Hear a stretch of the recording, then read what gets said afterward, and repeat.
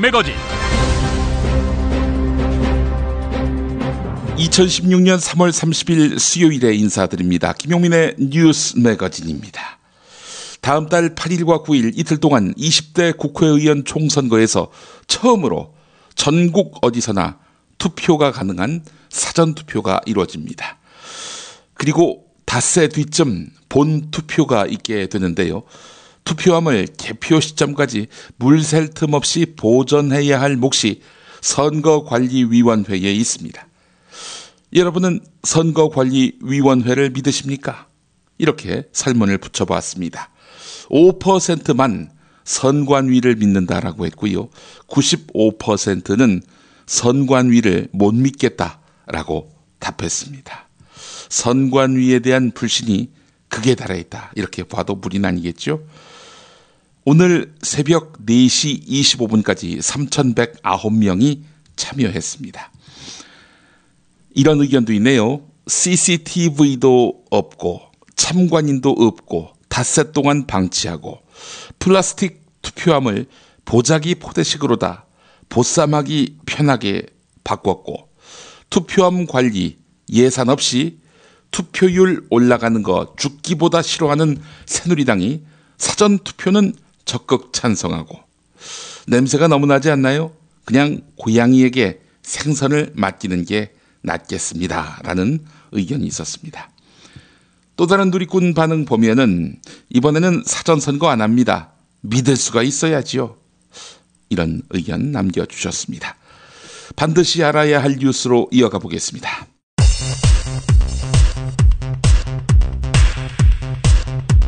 이틀 동안 이어진 4.16 세월호 참사 특별조사위원회의 2차 청문회가 끝났습니다. 지난해 12월 첫 청문회는 성과가 거의 없었는데요. 상대적으로 준비 기간이 길었던 이번 청문회에서는 청해진 해운의 지시로 세월호 승무원이 승객에게 가만히 있어라 이렇게 방송했다는 사실이 새롭게 드러났습니다. 20대 총선을 앞두고 단일화가 성사됐거나 추진 중인 곳은 경남 창원 성산, 강원 춘천, 대전 대덕, 서울 중성동을, 경기 안산 단원을 등입니다. 서울 중성동을과 경기 안산 단원을은 국민의당 후보가 더불어민주당 쪽에다가 단일화를 제안한 경우입니다. 서울 강서병과 경기 평택갑에서도 더불어민주당과 국민의당 후보자 사이에 물밑 단일화 논의가 진행 중인 것으로 알려졌습니다. 더불어민주당 지도부는 야당의 열세 지역인 부산과 창원에서 경제 살리기 결의대회를 열면서 부산 경남 표심을 공략했습니다. 새누리당이 부산 울산 경남 총 40석 석권을 노리는 이 지역에서 초반부터 균열을 내겠다는 의도로 보입니다. 김종인 대표의 말입니다. 부산을 대변하는 여당 일색의 의원들, 울산도 역시 마찬가지입니다. 그 사람들이 무슨 노력을 하겠습니다. 공천만 받으면 바로 당선. 이러한 식의 사고를 가지고서는 새누리당 조원진 의원, 이번 공천 과정에서 대구의 자존심을 짓밟아버린 사람이 있다면서 김무성 대표를 겨냥해 목소리를 높였습니다. 조원진 의원은 대구시당 당사에서 열린 대구선거대책위원회 출범식에서 이렇게 말했습니다. 이번 공천 과정에서 대구의 자존심을 짓밟아버린 사람이 있습니다. 우리 당의 높은 사람이라서 제 얘기는 안 할게요. 호남, 여성 등을 비하하는 글을 반복적으로 인터넷에 올린 국정원 직원 아시죠? 유모 씨. 좌익 교수라는 아이디를 쓰는 이 유모 씨가 의심받을 짓을 했다면서 선처를 호소했습니다. 검찰은 이 유모 씨에게, 좌익 교수에게 징역 1년을 구형했습니다.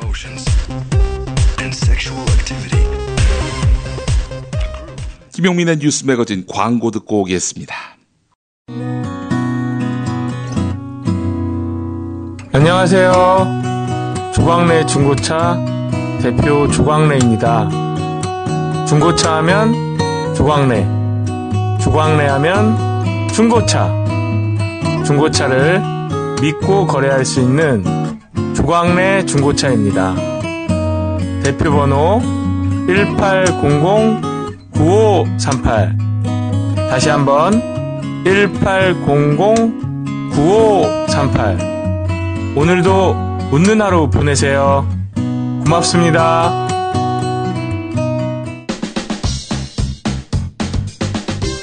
여러분 안녕하십니까? 당선 뉴스의 배두성입니다. 이번 총선을 맞이하여 당선로고송닷컴에서는 업계 최초로 후불제 로고송 제작을 선언하였습니다. 하하, 후불제라 정말 파격적인데요. 자세한 내용은 당선로고송닷컴을 확인해보세요. 이상 배두성이었습니다. 하하. 당선로고송닷컴. 직접 담가 먹는 김치가 사 먹는 김치와 다른 이유 잘 아시죠? 내 눈으로 내 손으로 골라야죠. 우리 걸로요. 한 포기 한 포기 직접 손으로 소금을 뿌려 절이는 가장 깨끗한 손으로 정성과 진심을 담아 이 김치 쥐앗으로 못 써요. 나쁜 병균 틈타지 말아야 하니까. 건강을 위해 소금은 적당히, 그러나 맛깔나게. 내 가족이 먹을 김치니까. 가족이 먹는 김치를 하나 더 만든다는 심정으로 만든 김치, 이담채 김치. 입맛 까다로운 김어준 딴지일보 총수의 한마디. 제가 이 김치의 맛을 보증합니다. 정말 맛있어요, 이 김치는. 포털 사이트 검색창에 이담채를 입력하세요. 전화번호는 1544-4586 1544-4586. 조선에 딸로서 잘하는 쟤밖에 없는데. 남북 통일 만세! 새날이 올 때가 불리한 진술을 거부할 수 있습니다. 김무성 나와! 이나 민주주의를 알아, 이 새끼야! 뉴스는 현장이다로 이어가 보겠습니다. 오늘은 2개 준비했습니다. 모두 20대 총선 야권 연대와 관련한 이야기인데요. 우선 정의당 팟캐스트 노유진의 정치카페에서 유시민 전 보건복지부 장관의 발언을 듣겠습니다. 일여다야구도 이 구도가 야권의 괴멸적인 패배를 불러올 것이다. 이렇게 말하면서 분개했습니다. 안철수 국민의당 공동대표에 대한 낙선 운동을 벌이고 싶은 심정이다. 이렇게까지 표현했는데요. 들어보시죠. 저는 안철수 의원한테 책임이 99%에 있다고 봐요. 이 상황은. 현실 정치라는 게 자기가 목표하고 의도하는 거로 결과가 나온다는 보장이 없는 거잖아요. 반대로 상황이 나올 수도 있고 자기의 의도와는 정반대의 상황을 자기의 정치적 행위가 만들어낼 수 있다는 가능성이 항상 있기 때문에 그것이 예측 가능한 어떤 결과로 나타날 때에는 그거에 대한 책임의식을 자기가 느껴야 되잖아. 근데 이 사람을 보면 자기 자신이 하는 정치 행위가 국가에, 사회에, 선거에, 야권에 어떤 예측 가능한 결과를 나타낼지가 좀 눈에 뻔히 보이는데 조금의 책임의식도 안 느끼는 사람 아니에요? 왜 당을 쪼개가지고 일여다야구를 만들고 지랄이야 정말. 자, 근데 이제 이 야권 연대가 안 된 거요. 지금도 이제 국민의당 쪽에서는 19대 총선 때 야권 연대했지만 졌지 않냐 이렇게 하는데 야권 연대에서 두 당이 140석을 했어요. 근데 난 그 평가 자체가 잘못됐다고. 그러니까 봐요. 그때 야권 연대를 안 했으면 그때 야당이 100석도 못 해요. 네. 그러니까 야권 연대를 해서 최대한의 성과를 얻은 게 그거였고 국민들로서는 단순하게 선택할 수 있도록 우리가 정치권에서 최선을 다한 거야. 근데 이번 경우에 사실 문재인 대표 체제가 그냥 갔고 안철수 씨가 나와서 당을 만드는 이런 일을 안 했더라면 그러면 범야권 전략협의체가 작년 연말에 이미 만들어져서 구도가 훨씬 단순한 원샷 경선을 하든 네.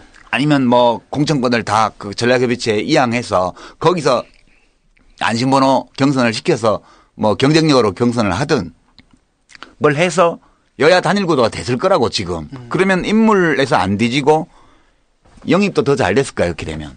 이슈에서 유리하기 때문에 그렇죠. 이 선거는 이제 과반수 득표를 바라볼 수 있는 선거예요. 지난번 19대보다 10석 20석을 더 바라볼 수 있는 선거였는데 지금 안철수 씨가 이렇게 해버리는 바람에 저 더민주에서는 국민의당을 죽여 없애야 되니까 연대를 할 수가 없고 그다음에 계속 탈당이 이어지니까 문재인 전 대표는 자기가 자리 지키려고 하는 것을 욕먹는 것 때문에 얼굴이 따가우니까 결국은 물러나면서 김종인이라는 좀 이상한 선무당을 영입을 해버렸고 그리고 김종인 씨는 들어와서 오로지 영산강 전투에서 저 국민의당 말살하는 것만 관심이 있으니까 정의당하고는 연대는 아예 생각도 없었고 그러고 나서 선거 시작되면 이제 힘센 놈한테 몰아주세요 이렇게 해가지고 깔아뭉개면 된다 이렇게 해서 지금 일이 이렇게 된 거 아니냐고 이렇게 하려고 의도한 것은 아니겠으나 안철수 씨 자신의 선택이 일파만파 나비 효과처럼 연쇄 반응을 초래해서 이 상황에 온 거니까 이거에 대해서 자기의 판단을 지금 얘기해야 될 시점이잖아. 근데 모자랐다고 지금도 계속 떠들면서 남용만 하고 다니냐고. 나는 사실 내가 노원병 유권자면 낙선운동 할 것 같아 이 동네에서. 내가 정의당원이라서 그런 게 아니고요. 그냥 평범한 시민이라면 낙선운동 할 것 같아. 이번엔 어제 있었던 관훈클럽 안철수 국민의당 공동대표의 야권연대와 관련한 일문일답을 들려드리겠습니다. 야권연대와 관련한 안철수의 생각 한 10여 분 됩니다. 자세히 들어보시죠. 예, 그 최근에 이제 야권연대 사실 이제 남은 기간을 보면 지역구의 후보 단일화 수준인데요.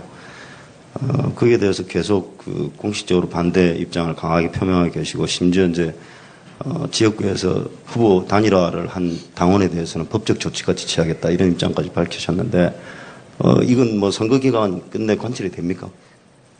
예, 우선 그 사실 뭐 야권 연대에 대해서 여러 가지 이야기들이 나오지 않습니까? 지금 더민주에서 부위원장급 분들도 이제 국민의당에 대해서 연대 동참하라고 하시고 또 제야 원로 분들께서도 그런 요구들을 지금 하고 계십니다. 그런데 저는 그걸 보면서 좀 그 이해가 안 가는 부분이 있습니다. 왜냐하면 야권 연대 거부 의사를 분명하게 밝힌 것은 김종인 대표입니다. 통합, 즉 합당은 가능하지만 연대는 지역구 나눠 먹기니까 그건 하지 않겠다. 그리고 기존에 문재인 대표가 정의당과 그 서로 이야기가 됐던 연대까지도 파기를 했습니다. 그래서 저는 좀 기이한 생각이 드는 것이 지금 그 더민주 내에서 국민의당의 연대에 대해서 요구를 하시는 것 자체가 그거는 당내 이견입니다. 그래서 오히려 그걸 요구하는 분들이 김종인 대표와 먼저 당내 이견을 조율하고 하나로 목소리를 통일하는 게 먼저입니다. 순서로 보면. 그리고 또 제야 원로 분들께서도 저는 충정은 충분히 이해합니다. 그렇지만 그러려면 저희 같은 작은 당이 아니라 신생정당이 아니라 오히려 거대 정당이고 지금까지 그 야권을 이끌어왔고 그러함에도 불구하고 총선 대선 계속 패배를 해왔던 더민주에 요구를 하는 것이 순서가 아닌가 생각합니다.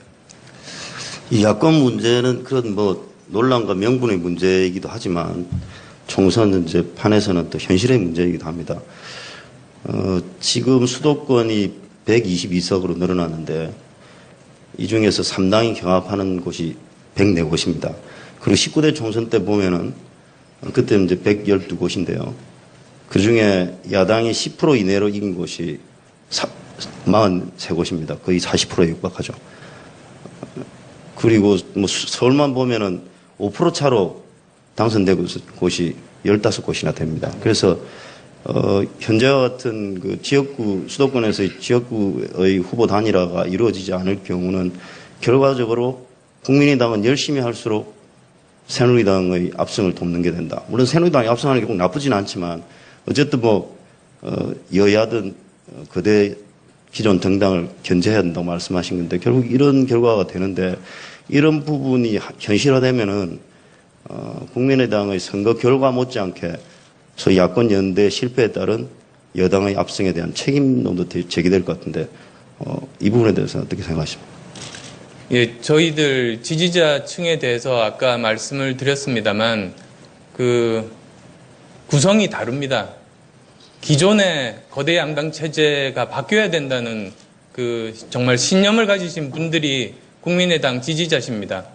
그래서 뭐 저기 가정법으로 만약에 후보 단일화가 됐다고 할 때 그대로 국민의당 지지층들이 후보 단일화가 되고 그 후보가 더민주 후보가 됐다고 할 때 국민의당의 기존 지지자들이 더민주 후보를 찍을 것인가 그 효과는 상당히 적을 거라고 봅니다. 그래서 지난 19대 총선 때 그 민주당과 그리고 통진당의 그 후보 단일화 때와 다릅니다. 그때는 아마 거의 대부분이 그 효과를 봤을 겁니다. 그런데 이번에는 그렇지가 않습니다. 이제 그 말씀을 드리고 싶습니다. 그리고 저희들은 지금 현재 여러 가지로 많은 노력들을 하고 있습니다.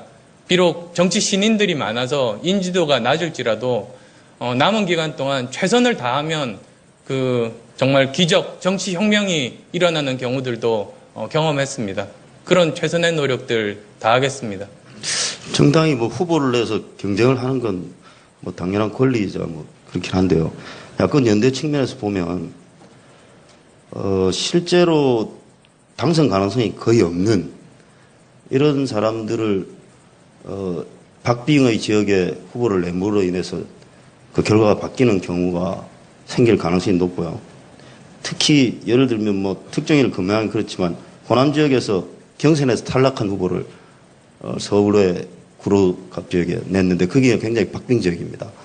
그래서 이게 뭐 못 먹는 감 찔러보자는 표현은 좀 지나칠지 모르지만 적어도 그런 현실적인 연대는 전체적인 정치 구도 이런 걸 생각하면 한 번 정도는 고려해 볼 수 있는 유연성이 필요한 거 아닌가 이런 생각이 듭니다. 이제 이번에 서울로 다시 올라온 후보 설명부터 좀 드리면 저희들이 참 안타깝게 생각했던 것 중에 하나가 호남에 정말로 좋은 후보들이 많았습니다. 그런데 서로 경쟁하고 거기서 기회를 못 갖는 분들이 참 많았습니다. 근데 이제 그분 중에 몇 분이라도 미리 수도권 출마를 권유를 했었습니다만 정말 극소수를 제외하고는 잘 되지는 않았습니다. 그런데 또 이번에 여러 가지 상처도 무릅쓰고 다시 한 번 더 도전해보겠다는 분께는 저희들이 기회를 드렸던 거라는 말씀 드리고 싶습니다. 그리고 합쳐도 2등을 하고 만년 야당에 머무를 수밖에 없는 이런 구조는 더 이상 이제 국민들이 용납하지 못하신다고 생각합니다. 마지막 질문 하나만 드리겠습니다. 이렇게 야권연대 거부감 내지는 반대 입장을 확고히 하는 이유가 궁극적으로 총선보다는 대권을 겨냥한 안 대표의 어떤 플랜에서 국민의당의 독자적인 존재를 좀 지키려 하는 그런 차원에서 나온 게 아니냐 이런 정치권의 분석도 있습니다. 여기에 대해서 어떻게 생각하십니까?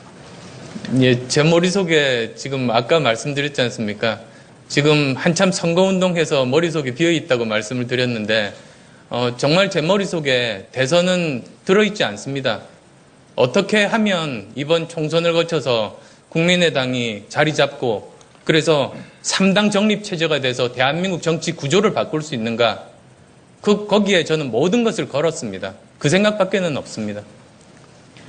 네, 안 대표님 지역구 얘기를 좀 해보겠습니다. 최근 여론조사 보니까요, 새누리당의 정치 신인인 이준석 후보 기세가 만만치 않아 보이는데, 지금 야권이 분열해서 야권표가 분산이 되면 쉽지 않은 싸움이 될 걸로 보입니다. 지금 지역구 상황 어떻게 보시나요? 아까 말씀드렸듯이 지난 3년간 의정활동 평가받고 저는 후보 연대 없이 정면 돌파하겠습니다. 끝까지 단일화 예. 없이 가시겠다 그런 말씀이시죠.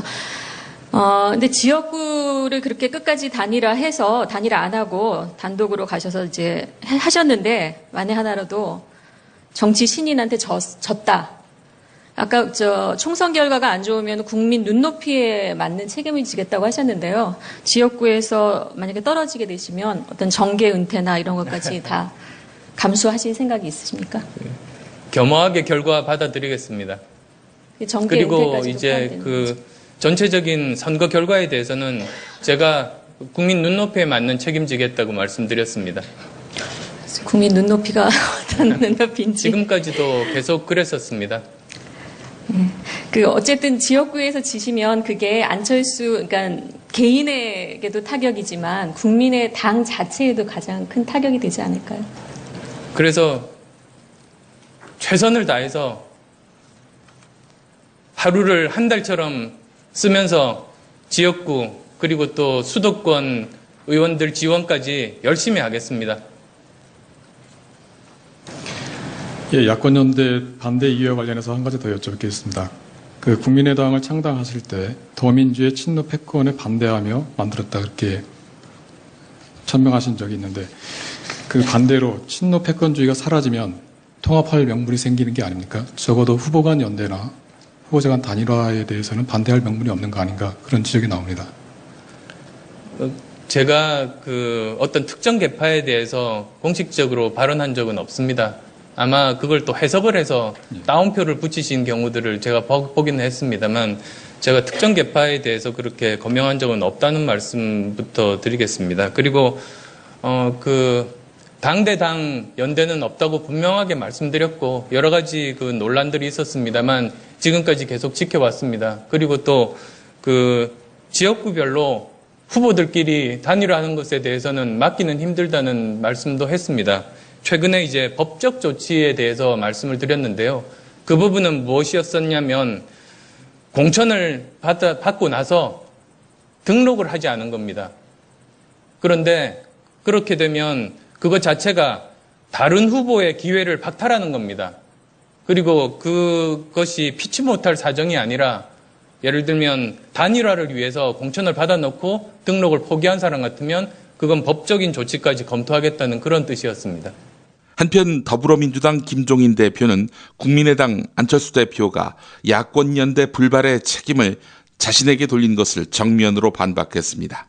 들으신 대로 안철수 대표가 관훈클럽 초청 토론회에서 야권연대 거부 의사를 분명히 밝힌 것은 김종인 대표라면서 김종인 대표와 먼저 연대에 대한 당내 이견을 조율하고 하나의 목소리로 통일하는 것이 순서라고 꼬집은 바 있었는데요. 내가 야권 통합을 이야기하니까 안철수 대표가 거부를 했다. 그래서 후보들끼리 연대를 해야 하는 것 아니냐고 했더니 그것마저도 안철수 대표가 거부를 했다. 이렇게 말했습니다. 안철수 대표가 거짓말을 하고 있다. 이런 이야기네요. 뭐 화나 우리 좋은 집에서 살자. 그럼요. 그러면 집 짓는 거 어디다 맡기지요? 목조주택 시공팀장들이 함께 만든 협동조합 희망주택 건축협동조합이 있습니다.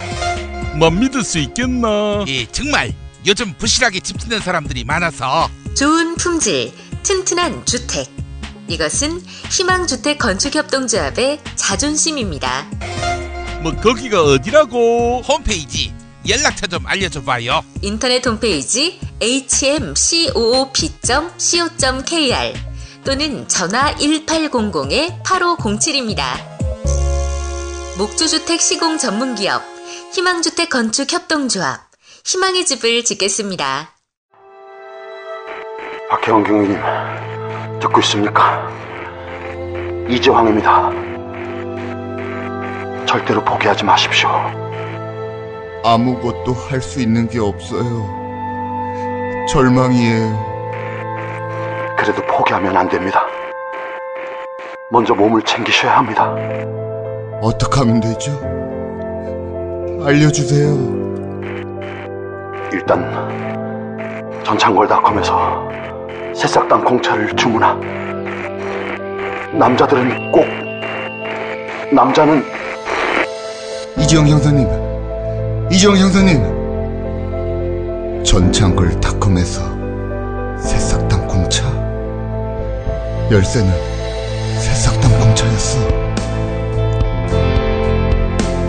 전화 구매는 070-8635-1288 070-8635-1288.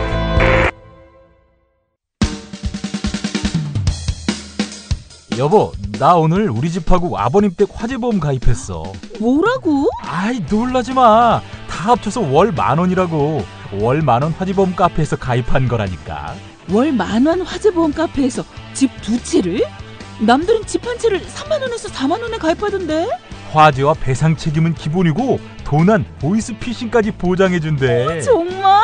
대박! 텔레비전, 냉장고, 김치냉장고, 에어컨, 세탁기, 전자레인지 고장나면 수리비용까지 보장해준다고. 월 10,000원 화재보험 카페라고 했지? 나도 알려줘. 우리 친정도 가입하게. 10,000원 화재보험 카페.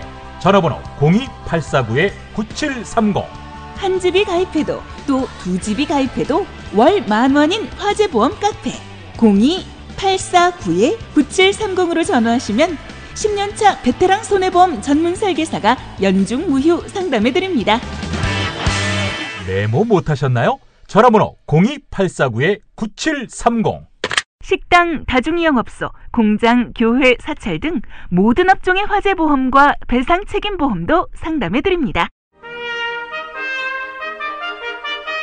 피 튀기며 박학다식을 뽐내는 퀴즈, 피박 퀴즈. 네, 오늘도 피박 퀴즈로 함께하겠습니다. 두 분 인사하시죠. 뭐냐습니까? 요즘 제 아호를 정하라고 한다면 조심이 될 겁니다. 조심, 말 조심, 행동 조심. 그리고 말이죠, 대구에서 지금 절 씹고 다니는 개새끼가 있는데 이 개새끼마저도 개 조심하고 싶은 무 인사드립니다. 누구? 조원진이? 하긴 어제 그랬지. 대구의 자존심을 짓밟는 당의 높은 분이 있다고. 알긴 아는구만. 자기인 줄. 뭐 앞으로는 비행기로만 부산 가라고. 승용차나 KTX 타고 대구 경북당을 지나갈 생각 하지도 말라고. 아니면 여수까지 전라선 타고 가서 거기서 진주, 창원으로 해서 부산에 가든가. 뭐 당신이 대구 경북을 지나가는 건 전두환이 광주 충장로에서 쇼핑 즐기는 거하고 다르지 않아. 덕서 이 새끼야. 오로지 각하에 대한 충성 외에는 아무 콘텐츠나 철학조차 없는 너희 생양아치 친박들이 뭐 대구의 자존심을 운운해? 야, 이 새끼야, 대구가 물고기 대구냐? 니들 마음대로 조림으로 탕으로 회로 처먹게, 이 씹새끼들. 뭐 당신도 각하 사진 떼라고? 응? 그 존영을 아무나 갖다 붙이는 줄 알아? 허이 새끼들. 야, 니들도 선거에 필요하니까 붙인 거 아니야? 불필요하면 붙이겠냐, 이 새끼들아? 야, 화나, 우리 솔직해지자. 야, 니네들 총선 이후에도 각하한테 충성할 거니? 아니잖아, 이 새끼들아. 닥치라고. 뭐 총선 후에 보자고. 지금이야 우리가 선거 승리 때문에 참고 있지만. 아이고, 그런 말 안 무섭습니다. 집단으로 덤벼도 나 한 명한테 꼼짝 못하게 당한 너희들이 뭐 나를 이기려고 해? 트럭으로 와봐라, 이 씹새끼들아. 내가 무서워할 줄 알아? 그러면 뭐 우리도 할 수 없지. 뽕 맞고 덤비는 수밖에. 맨정신에는 이길 수 없으니까. 뭐 뽕 얘기하지 말라고, 이 씨발 새끼 죽으려고. 이제 그만들 하시고요. 자, 오늘 퀴즈 문제 드리겠습니다. 오늘도 출제자 모셨어요. 자, 어서 오시죠. 안녕하십니까. 이번 총선에서는 안철수하겠습니다. 후보 단일화 걔한테 갖다 주십시오. 제3세력의 대변자 안 인사드립니다. 아이고, 안 대표. 아이고, 이거 얼마나 고마운지. 우리가 대놓고 고마움을 표시할 수 없어서 아주 안달이 났다고. 알죠? 우리 마음을. 그 수도권 사퇴하는 나쁜 놈들, 법적 조치 취해주세요. 업무 방해로. 그렇게 해주시면 정말 고마울 것 같아요. 그렇게 말씀하신다고 제가 새누리당하고 단일화 해줄 것 같습니까? 저희는 독자 노선으로 갈 겁니다. 이제 정치 이야기 좀 그만해 주시고요. 자, 안님, 문제 내주시죠. 문제 드리겠습니다. 이 사람은 누구일까요? 2011년 말에 한나라당 비상대책위원으로 선임된 사람입니다. 그때 같이 비상대책위원이 된 사람 중에는 김종인 현 더불어민주당 대표도 있습니다. 민정당에 이어서 한나라당까지 이런 분이 지금 제1야당 대표를 맡고 있는 겁니다. 그런데 김종인 씨가 저보고 여당을 도와준다고 합니다. 늙은 하이에나가 닭뼈 먹고 허트름하다가 틀니를 쏟아낸 개씹스러운 소리입니다. 저는 정말 억울합니다. 그때 그 김종인 씨뿐만 아니라 새누리당 들어간 사람 중에는 이상돈 중앙대 명예교수도 있지 않나요? 그분은 국민의당 선거대책위원장이고요, 지금. 제3세력이 돼서 반드시 양당 구조를 깨겠습니다. 문제 내겠습니다. 이 사람은 서울과학고등학교와 미국 하버드대학교 컴퓨터공학과를 졸업했고 2007년 저소득층 학생을 대상으로 무료 과외봉사단체를 출범시켰습니다. 아이고, 스펙 기가 막히네. 그래놓고 저소득층 학생도 챙기는 그런 인격까지 갖춰? 우리 새누리당의 보배지. 그나저나 지금 안하고 오차 범위 내에서 경쟁하고 있지 않나? 한 가지 또 빠졌습니다. 탑승객 476명 가운데 295명이 사망했고 아직 가족의 품으로 돌아오지 못한 9명의 실종자가 남아있는 세월호의 선장이었습니다. 그 동명이인이잖아. 큰일 날 소리를 하고 있어. 제 눈에는 그렇게 보인다는 말입니다. 아무래도 아내에게 있어서는 그 선장 이름이 문재인이었으면 얼마나 좋았을까 이런 생각이 들어. 저는 양당 구조를 혁파하겠습니다. 네, 문제 출제해 주신 안 수고하셨습니다. 근데 정말 야권 단일화 안 되는 겁니까? 저희 당 후보하고 더불어민주당 후보하고 단일화해서 더불어민주당 후보가 야권 후보가 된다 한들 저희 국민의당 지지자들이 더민주 후보 찍을 것 같습니까? 그럼요. 선거날 전부 다 미국 갈 겁니다. 네, 알겠습니다. 수고하셨습니다. 이미 우리 무와 환 정답 다 아시는 것 같네요. 자, 누군지 한번 맞춰보시죠. 예, 정답. 네, 환이 빨랐습니다. 환, 정답은요? 예, 젊잖아요. 그리고 하버드 출신이라 학벌도 좋고 그렇다면 바로 이 사람이지. 정답은 강용석. 네, 강용석 씨 아닙니다. 오늘의 정답자와 강용석 씨 사이도 썩 좋지 않고요. 하여간 강용석이 보면서 외국물 먹고 공부한 사람에 대한 극심한 열등감을 벗어던지게 됐어. 공부 많이 해도 다 훌륭한 건 아니구나. 이렇게 생각이 들더라고. 그런 경우가 또 있구나.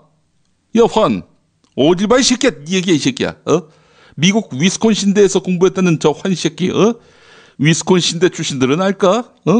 경제학에 있어서 인류대학인 자기 학교 동문 중에 한 나라의 경제를 통째로 말아먹은 등신이 있다는 사실을. 그리고 말이야, 대통령 존영 사진 들고 다니면서 막가파 마케팅을 하는 이런 정계의 잉여가 바로 자기 동문이란 사실을 말이야. 닥쳐! 등신? 잉여? 누구 보고 하는 소리야? 당신은 도쿄대 나올 걸 그랬어? 아버지의 나라 인류대학 아니야? 죽여버려, 이 씹새끼. 이제 그만하시고요. 자, 정답 모르십니까? 바로 정답 가자. 정답, 손수조. 손수조는 아니죠. 손수조는 하버드대 출신은 아닙니다. 수조가 정말 큰일 났어. 이번엔 문재인이 없는데도 치는 판이니, 예, 손수조는 문재인한테나 경쟁력이 있지. 비록 지긴 했지만. 그렇지. 대선 출마할 거지. 손수조를 당신 저격용으로 쓸까 하는데 어때? 야, 이 새끼야, 청년이 액세서리냐, 이 새끼야? 이용해 먹기만 하고, 그니까 새누리당이 할배 정당, 꼰대 정당, 청년 무시 정당이란 비판을 듣잖아, 이 새끼야. 그게 지금 누가 할 소린가? 당신의 그 말, 당신은 자유롭나? 무가 지금 할 소리야? 물론 아니지. 미안해, 농담이었어. 다행이네. 나는 무가 약 빨다가 정신 나간 줄 알았어. 닥쳐, 이 새끼야! 자, 오늘도 정답은 여러분이 맞히셔야겠습니다. 오늘부터는 새 책입니다. 삼성이 망하면 한국은 어떻게 될까? 부지불식간에 우리 시대의 화두가 됐습니다. 이 책은 삼성이 망하기를 바라는 책은 아닙니다. 삼성이 지금처럼 잘 나가면서 한국 경제도 덩달아 잘 된다면 더 바랄 나위가 없겠지요. 자, 그런데 슈음페터가 말한 창조적 파괴의 법칙처럼 삼성의 몰락이 필연이라면 그것이 현실화되기 전에 대책을 마련하자라는 절박한 호소를 담은 책입니다. 손 놓고 읽기엔 정말 시간이 얼마 없습니다. 과연 삼성이 망하면 한국은 어떻게 될까요? 그 해법은 무엇일까요? 대표적인 재벌 개혁론자인 박상인 서울대 교수가 쓴 삼성전자가 몰락해도 한국이 사는 길, 이런 제목의 책을 드리겠습니다. 미래를 소유한 사람들 출판사에서 협찬해 주셨습니다. 팟빵 게시판에 정답, 이메일 주소, 사연 남겨주시기 바라겠습니다. 자, 지난 시간 정답 마지막 당첨자입니다. 13억 분의 1의 남자, 레드스톤에서 제공해주는 13억 분의 1의 남자 당첨자. 오늘은 세 분을 골랐습니다. 오렌지 정의님 정답 전국구 맞히셨고요. 용인에 사는 공기업에 다니며 국민TV 정의당에 회비만 내고 활동은 안 하는 나이롱 회원 40대 가장입니다. 회사도 집도 다 용인 기흥구에 있는데요. 저도 그렇습니다. 네. 요즘 사정상 매일 아침 남양주로 출장 가면서 잘 듣고 있습니다. 제가 회사에서 꼬실레용이라는 별명이 있는데요. 이유는 주변 설득을 잘해서 그렇습니다. 제가 며칠 전 참 희한한 꿈을 꾸었습니다. 제가 꿈에서 필리버스터 하는 현장에 있는 것입니다. 그런데 꿈에 제가 주변 사람들에게 말하길 필리버스터 길게 하라고, 이 필리버스터 끝나기 전에 새누리당 의원 다 꼬셔서 테러 방지 빙자 국민감시법 부결시키겠다고 큰 소리치는 제 자신을 보았습니다. 얼마나 답답했다면 이런 꿈을 꾸었을까요? 꿈이 너무나 생생했고 테러 방지 빙자 국민감시법 통과가 아직 잘 믿어지지 않습니다. 그런데 지금 야권 연대가 안 돼서 너무 답답합니다. 그래서 A씨를 혼내주고 싶습니다. 사실 저번 재보궐선거 때 A씨가 P 후보와 영통역에서 인사하길래 야권 연대나 하라고 제가 면전에 대고 소리친 적이 있습니다. 그런 거 하지 마십시오. 제가 해봐서 하는데요. 아무리 뭐 상대가 정치인이고 나중에 권력자가 될 수도 있지만 그렇게 앞에다 대놓고 하면은 마음 많이 다칩니다. 뭐 후보자는 사람 아닙니까? 권력 실세 이런 후보들은 모르겠습니다만은 처음 출마하는 분들, 특히 그 당선될 가능성이 낮은 분들, 이런 분들에게는 좀 말을 삼가주시면 좋을 것 같아요. 예.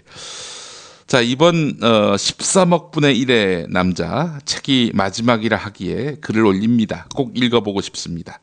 그리고 마지막으로 하고 싶은 말은 제발 이번 총선에서 기적이 일어나 국물당 빼고 야권에서 200석이 확보되기를 간절히 바랍니다.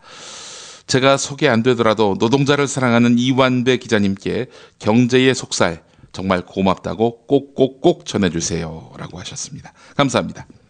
투표 표기라는 필명을 쓰시는 분 전국구 마치셨습니다.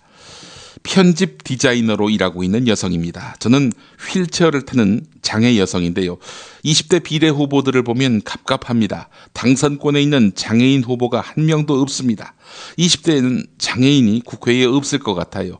그렇게 되면 우리의 권리를 보장할 최소한의 장치도 없게 되는 건데 산재한 장애계의 문제들은 다른 현안들에 밀려서 결국 늑장 처리가 되거나 처리되지 않겠죠. 그러면은 화가 난 장애인들이 나와서 시위하고 그걸 보는 사람들은 장애인들을 욕하고 뭐 그런 거지요. 앞으로의 4년이 이렇게 짐작이 되니 심적으로 힘듭니다. 늘 일하면서 듣고 있는데 답이 전국구인 만큼 장애인들의 상황을 알리고 싶어서 답을 남깁니다. 라고 해주셨습니다. 그렇습니다.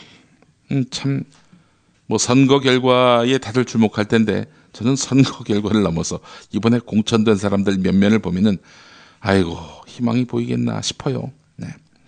인형사 51님 안녕하세요. 홍대에서 조그만 매장을 하고 있는 강종배라고 합니다. 매일 주요 뉴스 정리해 주셔서 감사합니다. 작년 메르스 사태 이후 매출이 많이 떨어졌는데 회복이 되지 않아서 하루하루가 힘든데 야권 상황을 보면 더욱 현실이 암울합니다. 요즘 장사가 안 돼서 한가한 관계로 중국어 공부를 시작했는데 언어를 배우려면 그 나라의 문화를 이해하는 것도 중요하다고 생각합니다. 꼭 읽어보고 싶네요. 라고 하셨습니다. 전국구 정답 맞히셨고요. 이 세 분께 보내드리겠습니다. 박근혜 왜 저러지? 문재인, 김무성, 안철수는 또 왜 저러지? 뉴스로는 알 수 없는 진짜 정치 현장 이야기. 한겨레 정치팀 기자들이 취재 수첩을 낱낱이 공개합니다. 본격 정치관찰 팟캐스트. 언니가 보고 있다. 팟빵에서 언니를 검색하세요. 정치 한 건에서 시간입니다. 오늘도 한겨레 정치팀 김원철 기자 나와 있습니다. 김 기자님.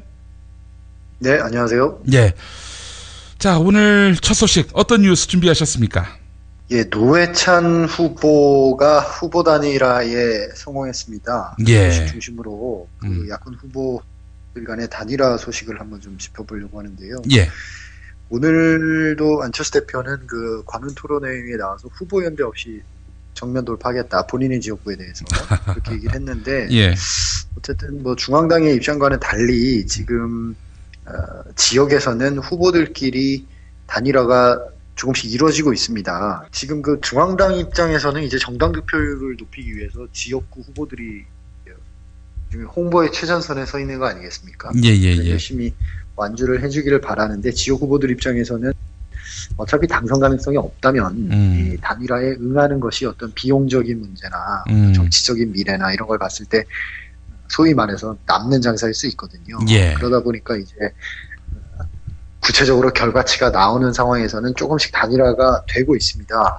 그 창원 성산 같은 경우에 지금 노회찬 후보로 그 더불어민주당 후보와 그 단일화 여론조사를 해서 노회찬 후보로 정리가 됐고, 그 단일화 전에 발표된 언론사의 여론조사를 보면 새누리당 강기훈 후보가 노회찬 후보보다 앞섰지만 그 노회찬 후보와 허성무 더불어민주당 후보의 표를 합치면 네. 그 강기훈 후보를 앞섰거든요. 예.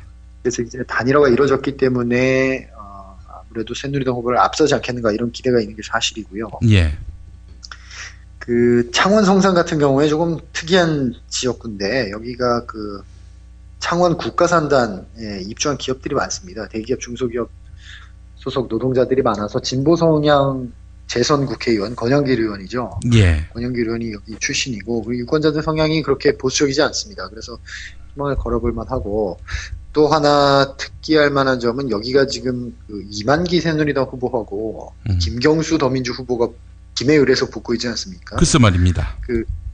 김해을 유권자 상당수가 지금 창원 성산에 집중을 두고 있거든요.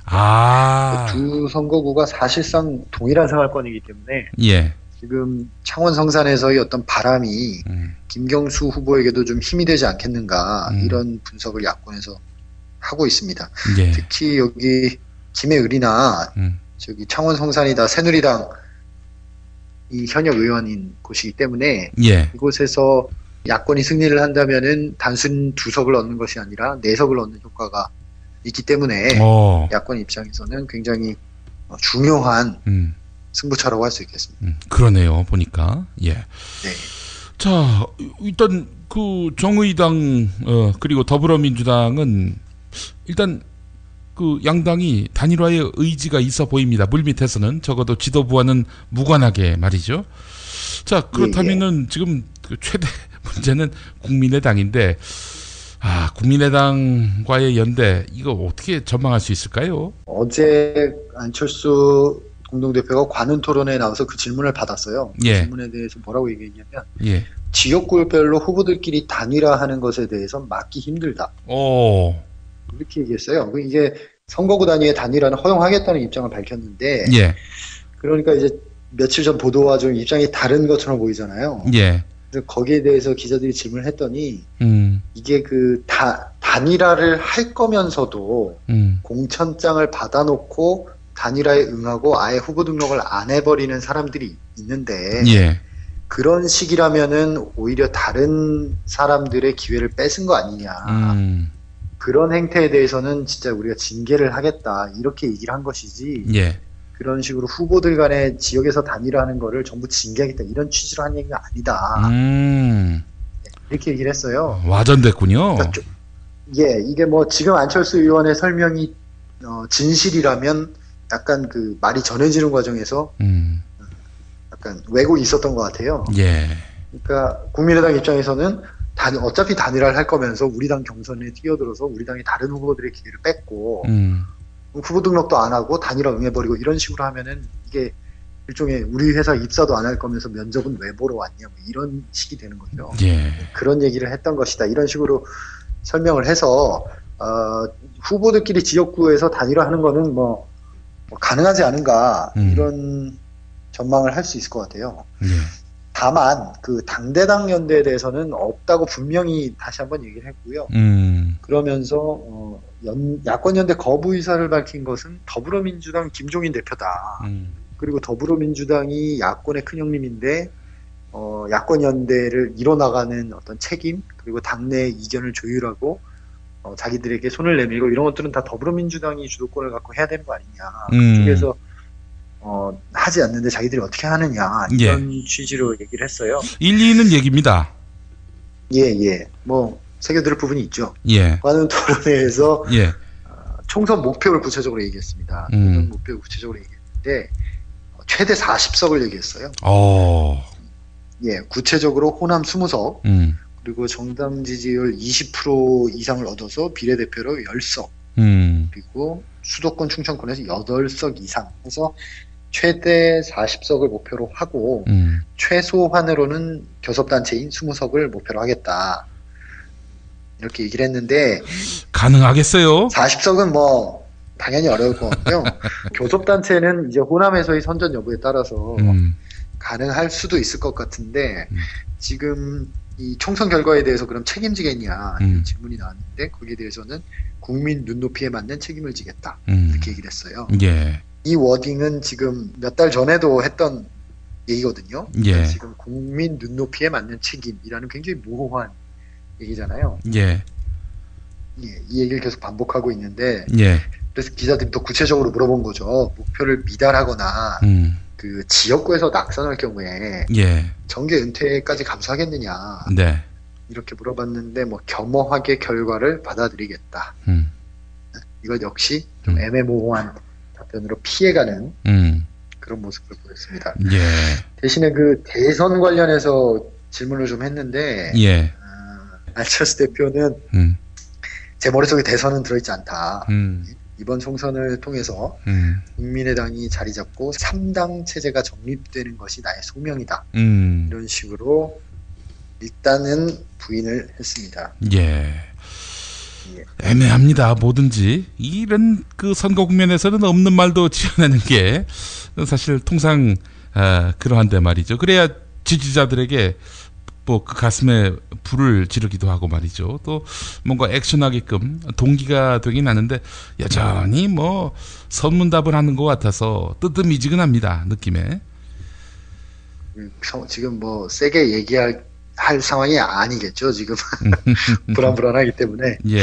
오늘 관훈 토론회에서 그 좀 흥미로운 지점이 그 문재인 대표나 박원순 시장 그리고 김무성 대표, 네. 유승민 원내대표 이런 잠재적 차기 대선 주자들에 관해서 이렇게 평을 한마디씩 했는데 굉장히 호의적으로 평가를 했어요. 그래서 좀 관심을 끌었는데 문재인 대표에 대해서는 뭐라고 얘기했냐면 개혁에 대한 의지는 확고한 사람인데 그걸 이루기 위한 방법론적인 측면에서 저와 좀 차이가 있다. 이렇게 얘기를 했고 박원순 서울시장에 대해서는 공공성 부분에서 정말 추호도 의심할 여지가 없다. 그리고 서울시정을 굉장히 잘 이끌고 있지 않느냐. 굉장히 긍정적으로 평가했고요. 예.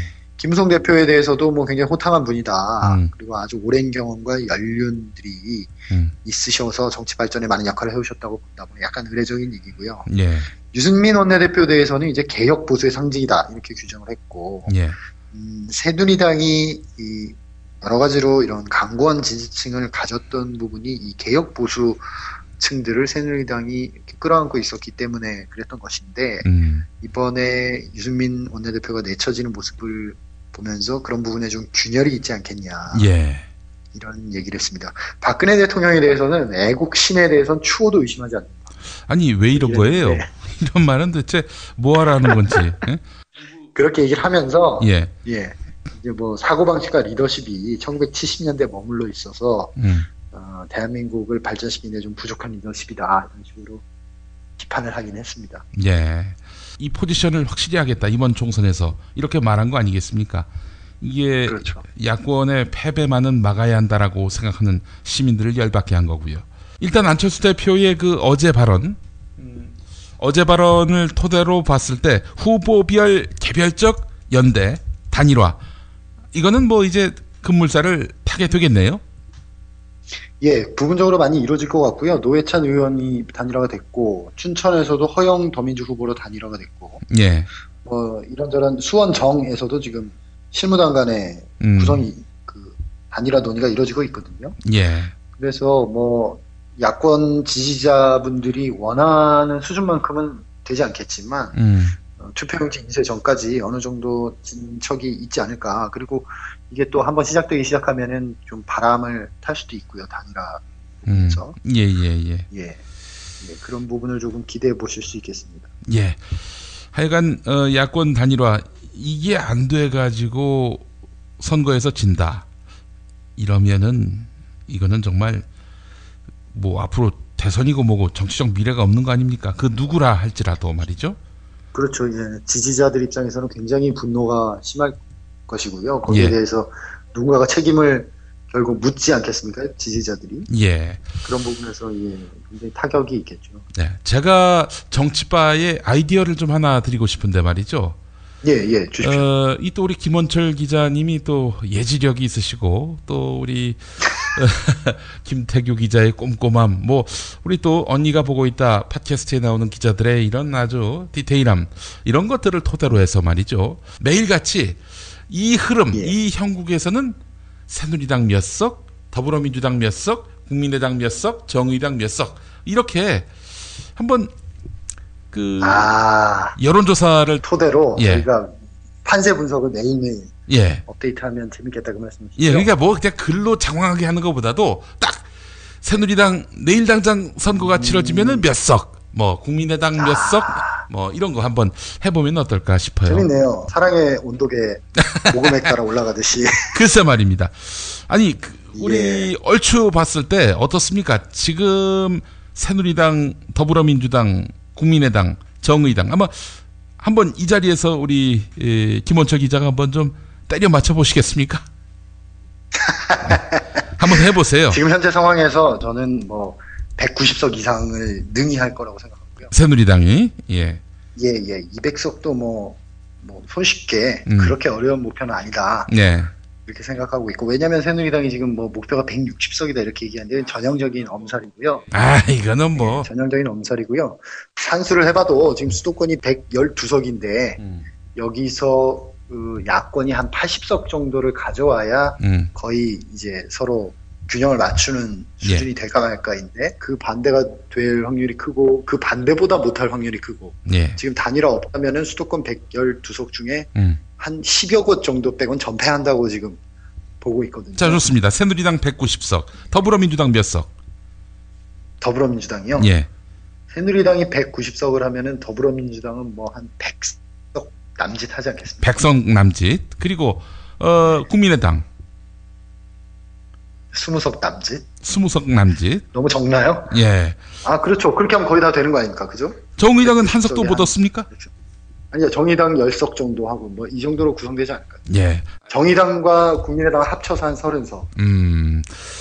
그렇게 한번 좀 올려보시죠. 그러면 아마 야권 지지자들은 속에 불이 나겠죠. 그래서 더 단일화를 압박하고 또 새누리당은 또 말하자면 방심할 수도 있고 말이죠. 이런 컨텐츠 전략은 아무나 할 수 있는 게 아닌데 이런 점도 좀 감안해 주셨으면 감사하겠습니다. 감사합니다. 예. 자, 김원철 기자님 오늘 말씀 잘 들었습니다. 예, 고맙습니다. 내일 뵙겠습니다.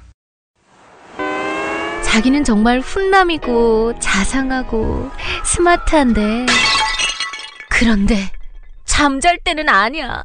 정말 아니야. 진짜 엽기야. 그럴 수밖에요. 그렇게 코를 골아대는데 본의 아닌 결례 이제 그만. 간편하고도 반영구적인 코골이 방지기구 24,000원이면 됩니다. 심한 코골이와 수면 무호흡 걱정 마세요. 99% 감소 효과를 보장합니다. 검색창에 코골이 119, 코골이 119를 입력하세요. 문의는 1566-0783. 코골이 119는 의료기기 제조 수출업체 메디슬립에서 만듭니다.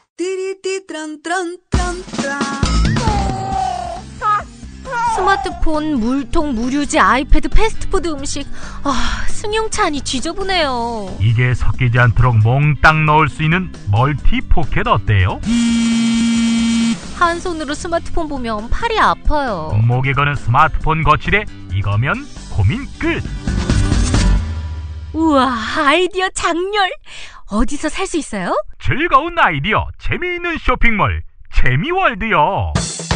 스마트폰, 텔레비전, 냉장고 이런 건 안 팔아도 가려운 곳 긁어주듯 빛나고 즐거운 아이디어 상품이 365일 파격 세일 중이랍니다. 거기가 어디라고요?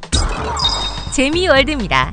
구글, 네이버 다음에서 재미월드를 입력하세요.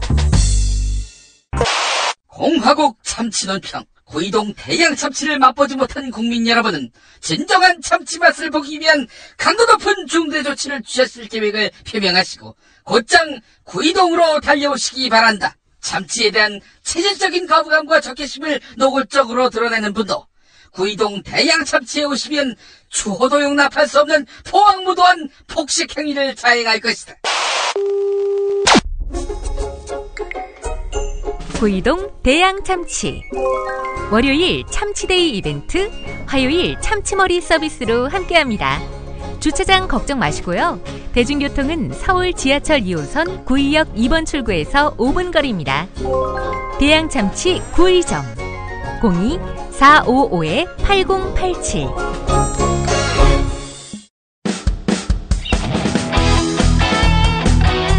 당신이 알아야 할, 또 우리 공동체가 알아야 할 뉴스, 김용민이 챙겨드립니다. 지금은 제1부 뉴스 매거진과 함께하고 계십니다. 경제의 속살 들여다보겠습니다. 오늘도 민중의 소리 이완배 기자와 함께합니다. 이완배 기자님. 네, 안녕하십니까. 예, 전기 요금 네. 국민에게 뜯어서 대기업에게 주는 꼴이다. 이런 주장이 나와서 화제네요. 네, 그렇습니다. 지금 이제 이 주장이 뉴스화가 된 건 성함을 말씀드리면 곽상언 변호사라는 분입니다. 예. 이 곽상언 변호사라는 분이 지금 전기요금 문제를 가지고 정확하게 표현을 하면 집단소송은 아니지만 그 여러 개인분들을 모아서 한 750분가량을 모아서 지금 소송을 계속 진행 중인 상태거든요. 예. 이 곽상언 변호사라는 분을 잠깐 먼저 소개를 드리면 노무현 대통령의 사위입니다. 이 분이. 예. 예. 그리고 제 개인적으로는 제과 1년 후배이기도 한데요. 아하. 예. 그런데 제가 그 대학 다닐 때는 사실은 잘 모르고 지냈습니다. 곽상언 변호사를요. 네. 뭐 서로 만날 기회가 잘 없었던 게 제 기억에 곽상언 변호사는 굉장히 성실하고 뛰어난 학생이었었고요. 예, 저는 매일마다 술만 처먹고 뭐 이렇게 돌아다니는 사람이어서 1년 선후배 사이인데도 거의 대화를 나눌 기회는 없었는데요. 어쨌든 뭐 그 장부상으로는 제 대학교 1년 후배이기도 합니다. 예. 이 곽상언 변호사가 엊그저께 저녁 CBS 라디오 시사자키 정관용입니다에 출연을 해서 인터뷰를 했고요. 예.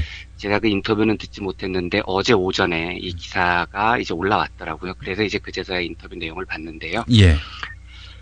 내용은 이렇습니다. 사실 요거랑은 조금 별개로 최근에 전경련 같은 곳에서 정부에게 전기요금을 좀 내려달라 이런 요구를 한 적이 있었습니다. 그래서 왜냐면 이제 석유값이 많이 내렸으니까 예. 전기 생산 비용이 내려가서 한전이 흑자를 많이 보고 있으니 우리 기업들이 경쟁력을 높이기 위해서 산업용 전기요금을 더 깎아달라 뭐 이렇게 요구를 한번 한 적이 있었거든요. 예.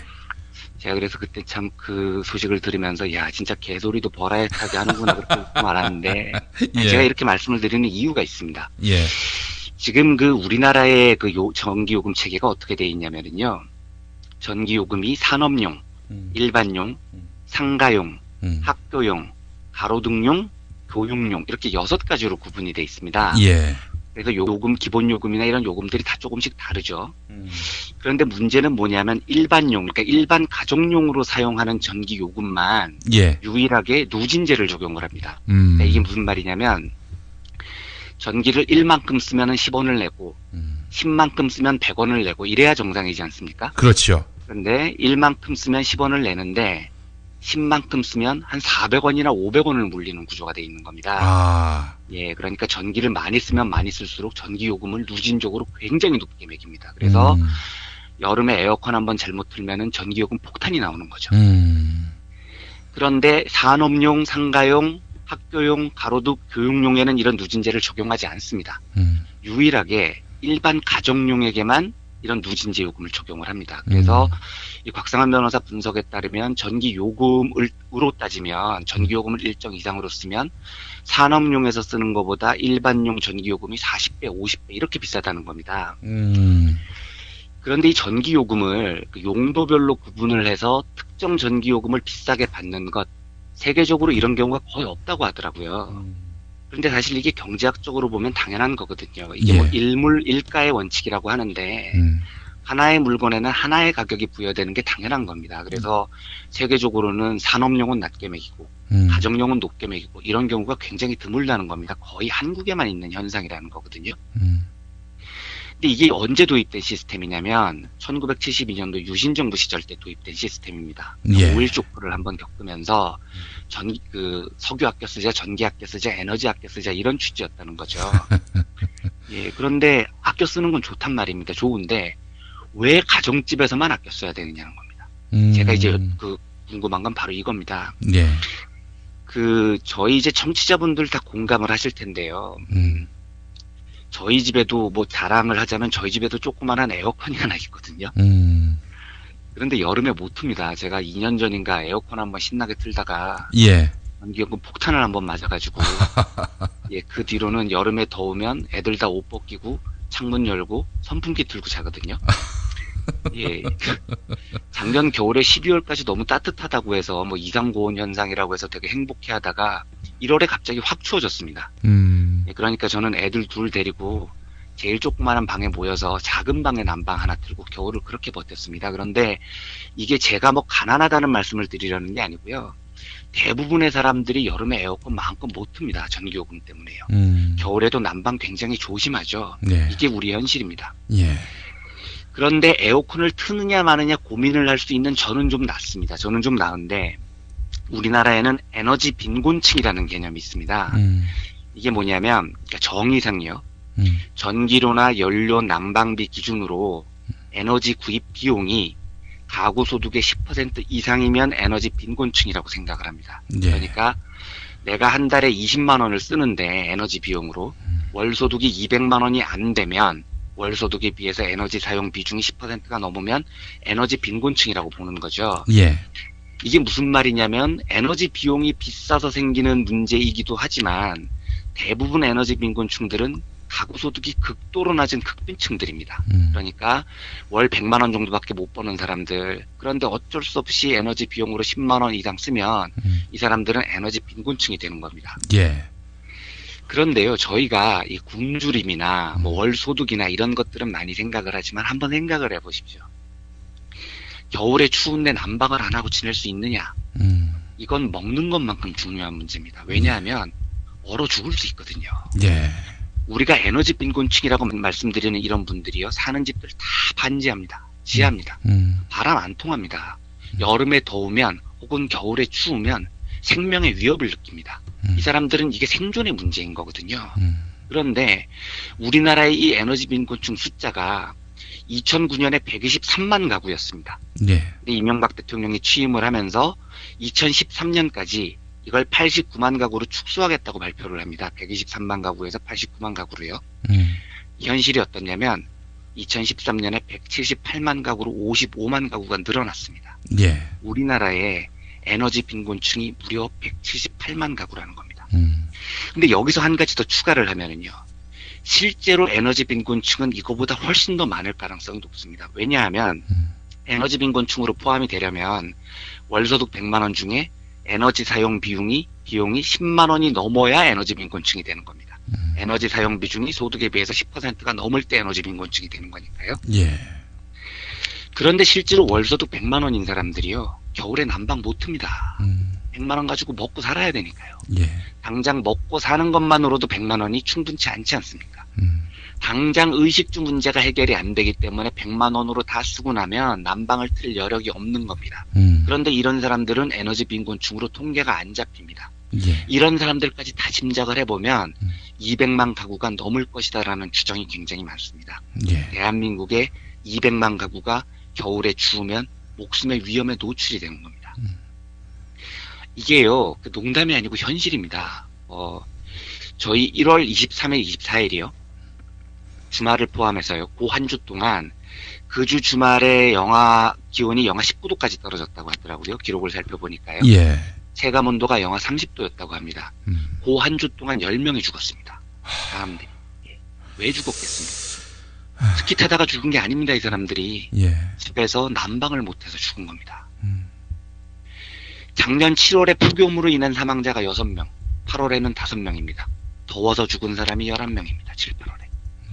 사람이 이렇게 죽어나는데 우리나라는 가정용 전기를 공급을 하는데 누진제를 도입을 합니다. 국가가 이 문제를 해결해 줄 수 있는 유일한 방법이 에너지를 공평하게 분배를 하는 건데 에너지를 분배를 할 때 누구를 중심으로 사용하느냐? 국민이 아닙니다. 기업을 중심으로 분배를 하는 거죠. 예. 우리나라가 늘 그렇거든요. 국민의 삶보다 항상 기업의 효율을 더 강조를 합니다. 저는 이게 진짜 저는 이걸 국가라고 못 부르겠습니다. 국민이 굶어 죽던, 추워서 죽던, 더워서 죽던, 기업부터 살아야 돼. 이렇게 얘기를 하는데 이걸 어떻게 국가라고 부르겠습니까? 그렇죠? 예. 이게 우리나라의 보수층이나 집권자들이요. 에너지 빈곤, 가난한 사람들이 추워서 죽는다 이런 컨셉 자체가 머리에 안 들어있는 겁니다. 이 사람들은 추운데 왜 죽어? 이렇게 생각을 하는 겁니다. 야, 추우면 난방 떼면 되지. 이렇게 생각을 하고 있는 겁니다. 그러니까 이렇게 에너지 문제에 대해서 관심이 없는 거죠. 그러니까 여당 대표라는 사람이 이 에너지 빈곤층이 이렇게 위기에 처해 있는데 그걸 해결해 준답시고 사진 찍으러 연탄 나르러 가가지고 그 자리에서 아프리카 유학생한테 야 연탄색이랑 얼굴색이랑 똑같네 이걸 농담이랍시고 하고 있는 사고방식이 드러나는 거죠. 근본적으로 춥고 추운 사람에 대해서 기본 컨셉이 안 잡혀 있는 겁니다. 우리나라 보수층들은요. 이 에너지 빈곤 문제를 해결하기 위해서는 굉장히 이제 다양한 방법들이 시민사회에서 제기되고 있는데요. 제가 이걸 오늘 다 소개드리기는 좀 어렵고요. 기회가 되면 사실 이게 굉장히 중요한 문제입니다. 그래서 한번 소개를 드리겠습니다만 어찌됐건 세계적으로도 유례가 없을 정도로 기업용과 가정용을 구분을 해서 에너지를 절약하라. 누구 보고 가정 보고 이렇게 얘기를 하는 이 불평등한 전기요금 체계 저는 이게 매우 부당하다고 생각을 하고요.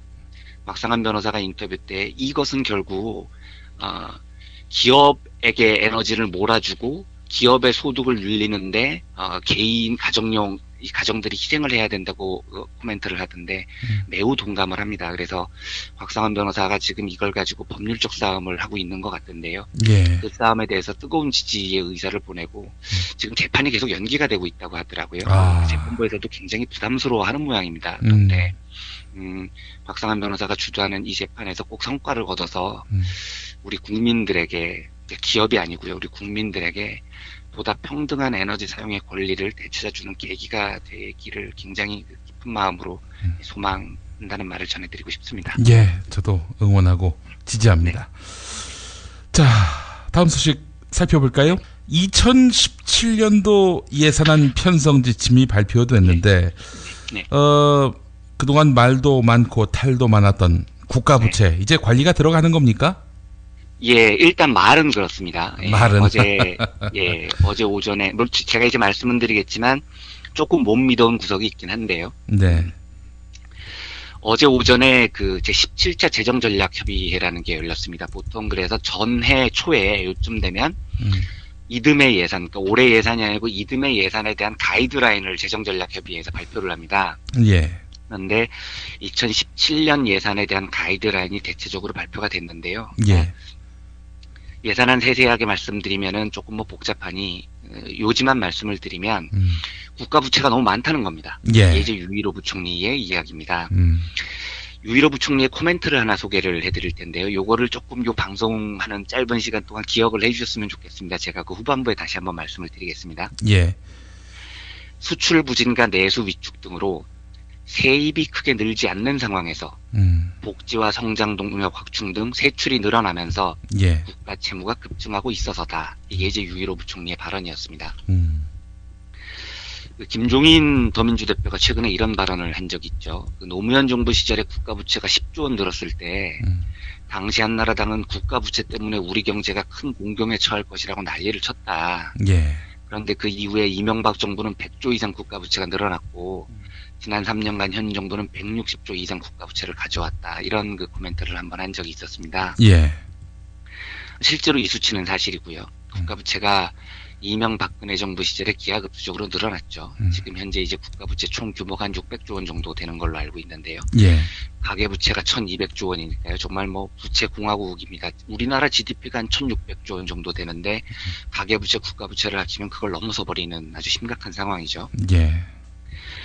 어제 그 유일호 부총리의 발언을 듣고 한 두 가지 정도 제가 그 의미를 부여를 해서 설명을 드리면 첫째는 정부 정책의 기조가 약간 변화를 할 수 있다는 느낌을 살짝 받았습니다. 이게 뭐냐면 올해는 2016년 예산을 보면서 벌써 2016년 예산을 집행하면서도 올해 초부터 벌써 추경의 예산 이야기가 나왔거든요. 예. 그러니까 2015년에 올해 예산을 잡을 때 예산안을 3% 정도 늘리면서 그 예산 집행 대부분을 1, 4분기에 집행을 하겠다고 했습니다. 이 말인즉슨 정부가 쓰는 예산의 규모도 늘리고 늘리는 것을 조기 집행해서 경제의 성적표를 조금 좋게 받아서 제 짐작에 총선 전에 조금 좋은 경제 성적표를 받고 싶었던 게 아니냐, 저는 이렇게 짐작을 합니다.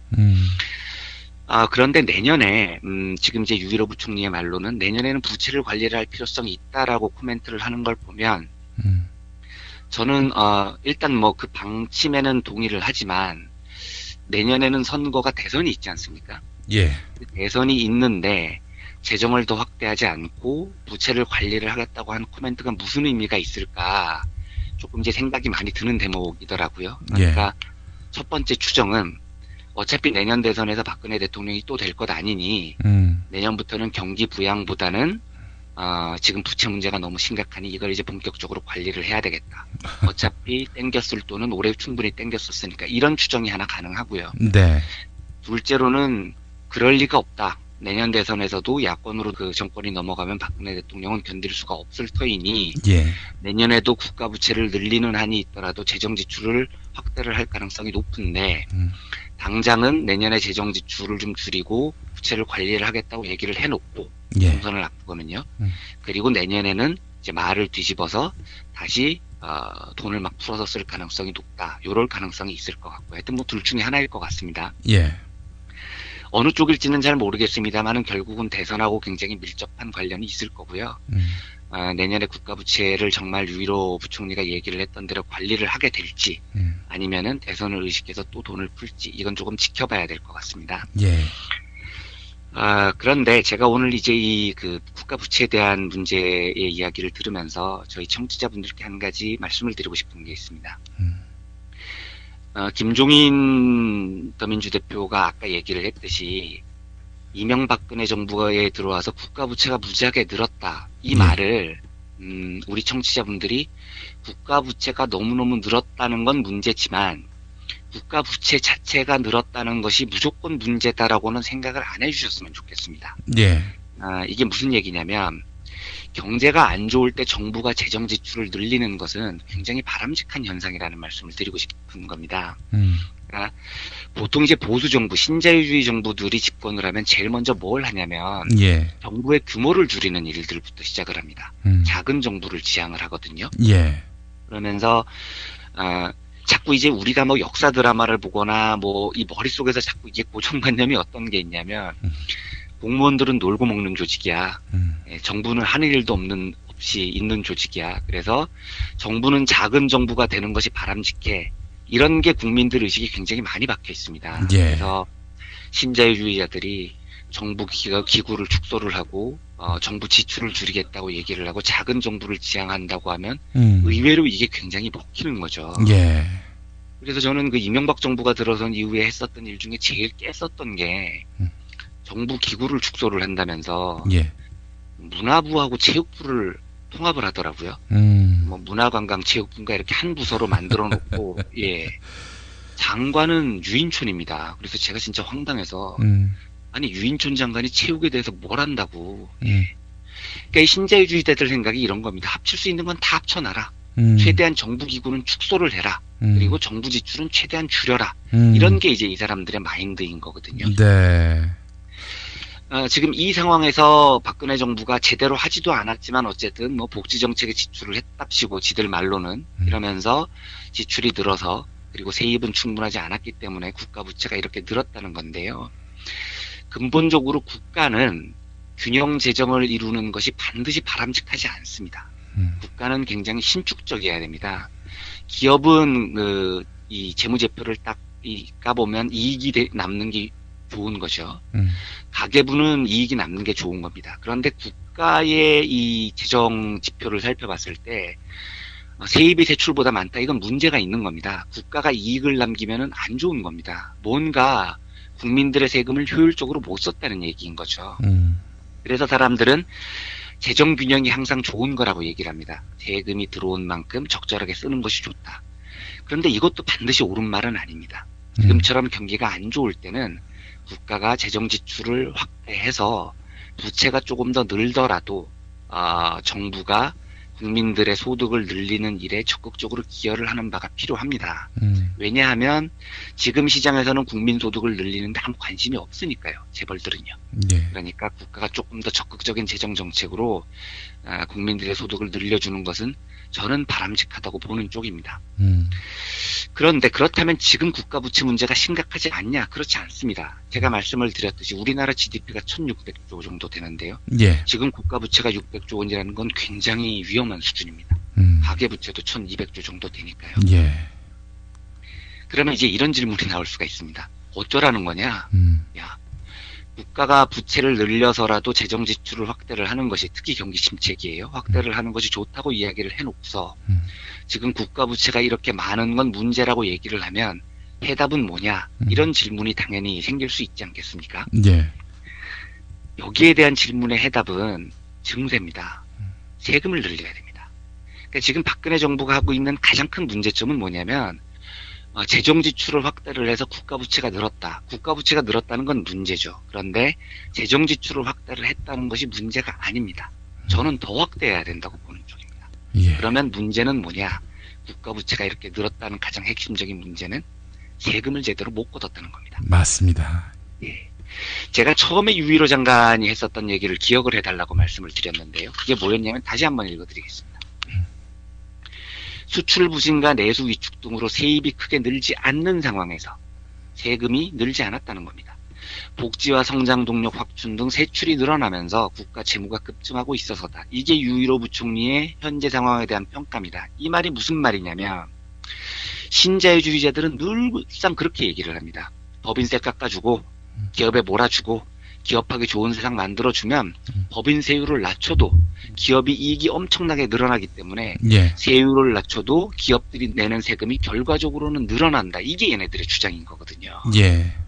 그런데 이명박근혜 정부 8년 동안 신자유주의해서 세율 열심히 낮춰줬더니 결과가 뭐냐. 유일호 부총리 스스로 인정을 합니다. 수출 부진과 내수 위축 등으로 세입이 크게 늘지 않았다는 겁니다.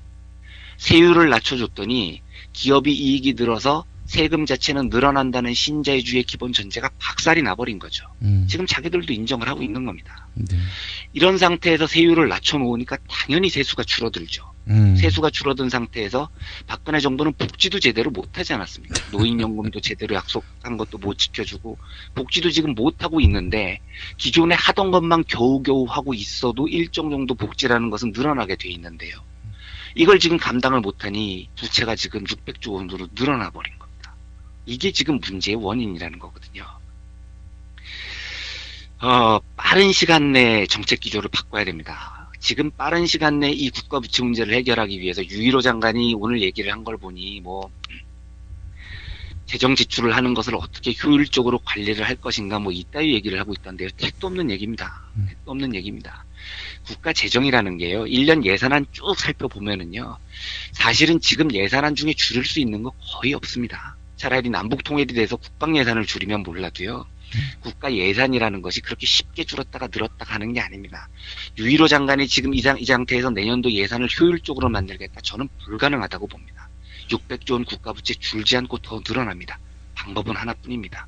세금을 높여야 됩니다. 지금 빨리 증세의 기조로 돌아서지 않으면 저 국가부채 우리가 감당하지 못하는 수준까지 늘어날 겁니다. 그렇게 되면 어떻게 됩니까? 그러면 이제 1998년 꼴을 한번 보는 거죠. 국가부도 사태라는 게 그럴 때 나오는 겁니다. 예. 제가 예전에 노무현 정부 시절에 종부세 논란이 한번 있었을 때요.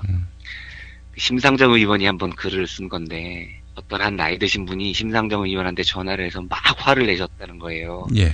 니들은 뭔데 종부세를 해가지고 말이야 세금 부담을 높이냐고. 그래서 심상정 의원께서 물어보셨다는 거예요. 저 어르신 혹시 집을 한 채 가지고 계십니까? 나 갖고 있어. 그러니까 집값이 얼마입니까? 한 2억 원 정도 돼 이러셨다는 거예요. 예. 종부세 대상이 아니십니다, 어르신. 이렇게 말씀을 드렸더니 그건 그거고 하고 화를 계속 내셨다고 그러더라고요. 저희가 만약에 다음에 민주정부가 들어선다면 저는 꼭 들어서기를 기원을 합니다. 그리고 마음속으로는 될 거라고 믿고 있고요. 예. 그러면 제일 먼저 해야 되는 건 증세기조를 도입을 하는 겁니다. 그리고 이 증세기조라는 건 지금 법인세율을 이명박 정부가 낮춰놨던, 그러니까 대기업 재벌들에게만 해당이 되는 이 법인세율을 22%로 낮춘 것을 25%로 빨리 시급히 돌려놓고, 저는 그거보다도 더 높여도 된다는 쪽이거든요. 예. 그리고 얼마 전에 더불어민주당의 김기식 의원이 발의를 했었던 건데, 소득세, 그러니까 5억 원 이상, 연소득 5억 원 이상 사람에게는 50%의 세율을 적용하는 것 등 다양한 증세의 방안들을 시급히 도입을 해야 된다고 생각을 합니다. 아니면 진짜 위험합니다, 우리나라가요. 그런데 제가 그 청취자분들께 좀 부탁을 드리고 싶은 건, 예. 이렇게 증세를 하자고 하면 해당이 안 되시는 분들도 거부감을 갖습니다. 그러니까 이 국민들의 마음속에 국가가 세금을 더 걷는다는 것에 대해서 굉장히 마음에 불편한 게 숨어 있는 겁니다. 그러니까 이 국가가 나한테 해준 게 뭐가 있어 이런 생각이 드는 거죠. 그리고 중산층 있는 분들 중에 내가 나중에 내 집값이 올라서 뭐 이런 상상을 하시는 거죠. 내가 나중에 연소득이 몇억 원이 되면 이런 상상들을 하시면서 본인들이 해당이 안 되는데도 세금을 높이는 것에 대해서 굉장히 조세 저항이 심합니다. 항상 세금이라는 거는. 제가 지금 증세를 하자고 하는 것, 그리고 진보 진영에서 증세를 하자고 하는 것은 단계별로 증세의 이 계획이 있겠지만, 우리나라는 근본적으로 5대 95의 사회고, 더 극단적으로 얘기를 하면 1대 99의 사회인데, 예. 보통 그 1에서부터 시작을 하게 될 겁니다. 그리고 하루빨리 600조 원이 넘는 이 엄청난 국가 부채를 해소하기 위해서 국가가 증세 기조로 바뀌어야 되는 시점이 왔을 때 저희 이 방송을 듣는 분들이 굉장히 열렬한 지지를 보내주셨으면 좋겠습니다. 예. 노무현 대통령 시절의 종부세 실험은 저는 한국 부동산의 패러다임을 바꿀 수 있는 굉장히 훌륭한 실험이었다고 생각을 하는데도 여론의 역풍을 맞아서 정말 5만 6만 얻어먹고 무너지지 않았습니까? 이제 새로운 민주정부가 만약에 들어서게 된다면 증세의 방안을 하루빨리 도입을 해야 하고, 그 증세의 도입은 조세 저항을 고려하면 국민들의 열렬한 지지가 있어야만이 가능한 거거든요. 예. 그래서 이제 이 증세의 문제가 본격화될 때 우리 청취자분들께서도 물론 이제 그 민주정부가 들어선다는 것에 전제가 있겠지만요. 예. 많이 지지해 주시고 하루빨리 우리가 조금 더 과세 구조를 누진적으로 바꿔서 지금 이 국가부채 문제를 시급하게 해결할 수 있었으면 좋겠다는 생각이 듭니다. 예, 알겠습니다. 오늘도 민중의 소리 이완배 기자님과 함께했습니다. 결국 정치가 선결돼야 하겠네요. 맞습니다. 예. 네. 투표를 정말 잘해 주셨으면 좋겠습니다, 우리 국민들이. 정치권이 또 투표하게끔 마음먹게 해주고 또 투표하기 좋게 이렇게 진용을 짜는 것도 필요할 것 같습니다. 네. 예. 자, 이완배 기자님 수고하셨습니다. 네, 감사합니다. 예. 여러분 안녕하세요. 민중의 소리 아나운서 정혜림입니다. 이 어묵한 여왕님 치아에서 다들 잘 견디고 계시죠? 오늘도 종편의 주옥 같은 헛소리에 혼이 정상인 듯 정상 아닌 비정상 같은 여왕님의 우주 타령에 고구마 100개쯤 한꺼번에 삼킨 듯 답답한 마음에 죄 없는 가슴팍만 두들겨대고 계세요. 이젠 시원한 사이다 같은 민중의 소리와 함께하세요. 잘 키운 진보 언론 열종편 안 부럽습니다. 한 달 10,000원 소액 CMS 후원으로 민중의 소리에 큰 힘이 되어주세요. 1661-0451 1661-0451 전화 기다릴게요.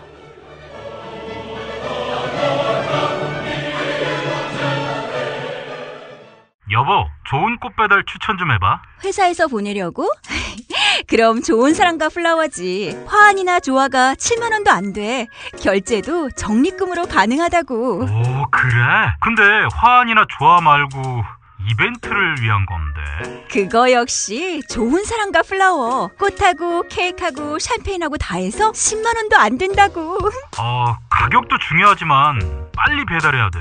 그거 역시 좋은 사람과 플라워지. 전국 어디든 3시간 내에 배송이 된다고. 근데 누구한테 보내려고? 누구긴 누구야. 좋은 사람. 바로 당신한테 보내는 플라워지. 사랑해, 여보. 어머나.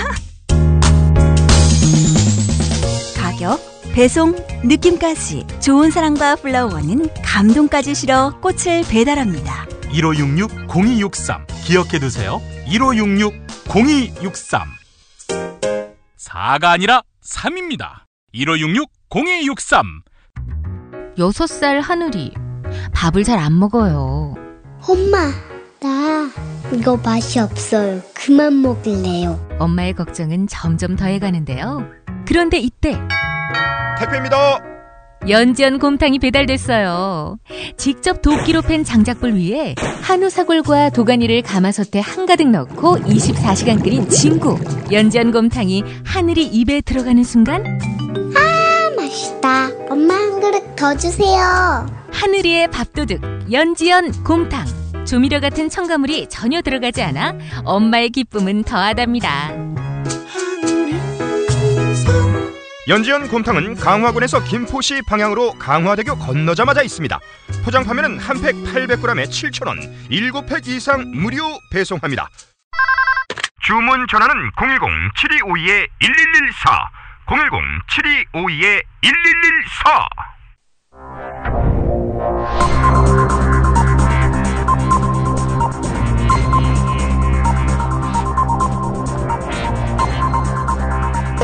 공화국 논평 2002년 이회창 한나라당 총재에 맞서서 제3세력을 만들려 했던 박근혜 동지께서는 그 훌륭하고 감동적인 제3의 기회에 나서겠다고 했다가 선거에서 승산이 낮아지니까 다시 야권 단일화를 시도하려는 국민의당 내의 단일화 추진 후보에 대한 강도 높은 국가적 중대 조치를 취하실 계획을 표명하시고 구체적인 공격 방침을 제시하셨다.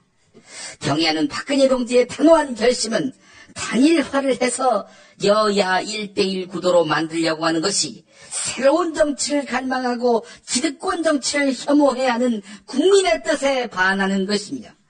궁극적으로는 이번 총선을 반드시 승리로 이끌어야 하는 박근혜 동지에 대한 체질적인 거부감과 적개심을 노골적으로 드러낸 추호도 용납할 수 없는 포악무도한 도발 행위라 아니할 수 없다.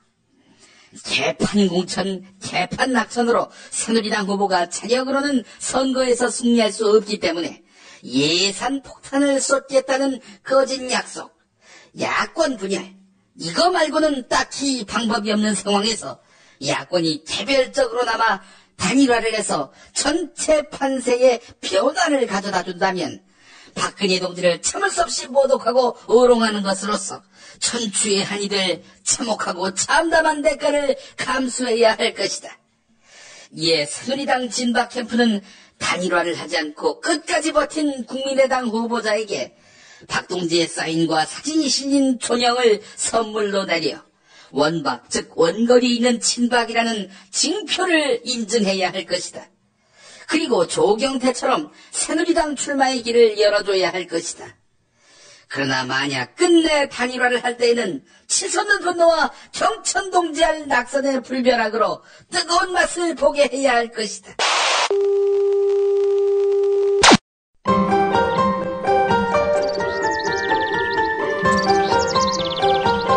오늘의 날씨. 네, 오늘 아침은 서울 대전 5도, 전주 6도, 부산은 11도로 출발해서 낮에는 서울 17도, 대전 19도, 대구 창원은 22도로 남부지방은 20도를 웃돌겠습니다. 하지만 낮 기온이 오르는 만큼 일교차는 더욱 크게 벌어질 것 같습니다. 요즘 건조한 날씨에 기온 변화까지 크기 때문에 감기 유의하셔야 합니다. 목요일인 내일은 서울이 20도까지 기온이 오르면서 더 따뜻하겠고요. 남부지방에는 비 소식도 있습니다. 역사학자 전우용 선생이 화가 많이 나셨습니다. 존영 운운하는 인간들 때문입니다. 그분의 트위터 글을 소개하면서 뉴스 매거진 마무리하겠습니다. 대통령에게 극존칭을 쓰는 자들일수록 억울하게 죽은 300명의 생목숨은 하찮게 여깁니다. 존귀함을 한 사람에게 몰아주는 자들은 다른 사람들에게는 절대로 예의를 갖추지 않습니다. 인간에 대한 예의가 없는 자들만이 한 인간을 신격화합니다. 과거 북한 예술단원들이 비 맞는 김정일 사진을 떼내어 품에 안았을 때 절대 다수 한국인은 그들을 조롱했습니다. 대통령 사진을 존영이라고 부르는 자들이 그들과 얼마나 다를까요? 비천하게 태어난 사람보다 자진해서 비천해진 사람이 더 한심한 겁니다. 존귀의 반대편에 있는 게 비천입니다. 비천한 무리가 권세를 잡으면 절대 다수의 사람들은 비천한 자들만도 못한 취급을 받게 됩니다. 비천한 자들만도 못한 취급을 받는 생명체는 짐승입니다. 대통령 사진이 존영이라면 말은 존엄, 옷은 존의, 친척은 존친, 뜻은 존지, 의자는 존좌, 차는 존차입니다. 그런 대통령을 섬기는 백성들만은 존민이 아니라 천민입니다. 존나 화나네요. 또 있습니다. 왕조 시대에는 임금 초상화를 어진이라고 했습니다. 임금의 참 모습이란 뜻이죠. 지금 일부 사람들은 대통령 사진을 존영이라고 부릅니다. 존귀한 그림자란 뜻이죠. 현대의 주권자가 왕조시대 신민보다 비굴해지는 일은 미치는 것 말고는 없습니다. 미친놈들이란 얘기죠. 조간 브리핑에서 또 뵙겠습니다.